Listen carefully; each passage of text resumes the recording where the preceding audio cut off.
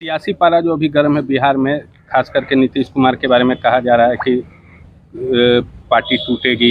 क्या लग रहा है अभी? अब लगता है मुझे जब तक ये बेजोड़ गठबंधन रहेगा तब तक तो सियासी पारा चढ़ा ही रहेगा और इन लोगों का भी गठबंधन मेल जो है टूटना ही है। ये तब तक नीतीश जी या तो ब्लैकमेल करते थे बीजेपी को या ब्लैकमेल करते थे आरजेडी को, लेकिन अब जब आरजेडी भी जान गई कि निश्चित रूप से बीजेपी अब इनको अपने साथ नहीं लेने वाली है, तो आज अब नीतीश की अहमियत अब बिहार के लिए कुछ रह नहीं गई है। वो कह रहे हैं सर कि हम मर जाएंगे लेकिन भाजपा में लौट करके नहीं। 6 साल पहले की बात याद कीजिए ना। ठीक है, अब तो कहते हैं कि मर जाएंगे, 6 साल पहले तो कहते हैं मिट्टी में मिल जाएंगे लेकिन भाजपा के साथ गठबंधन नहीं करेंगे। आज तो कम से कम मरने की बात कर रहे हैं, इतनी समझदारी उनकी आई है।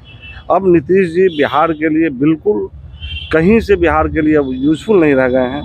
बिहार की जनता तो उनके नकार ही दी थी। अब बिहार के सारे पॉलिटिशियन जो 2 दल, मेन रूप से 3 दल बिहार में चलता था, आरजेडी, बीजेपी, जदयू हमेशा समझती थी कि हम किसी न किसी के साथ जा करके सरकार बना लेंगे।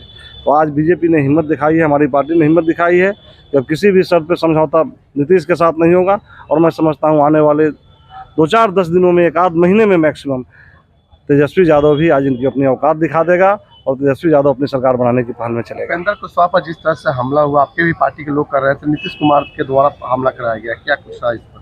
देखिए, अभी ये तो मैं नहीं कह सकता कि नीतीश कुमार के द्वारा ही हमला कराया गया, लेकिन नीतीश कुमार जी किसी हद तक जा सकते हैं। वो अपनी मानसिक संतुलन खो बैठे हैं और जब आदमी मानसिक संतुलन खो बैठता है तो कुछ भी कर बैठता है। इसलिए may be possible, but I am not sure.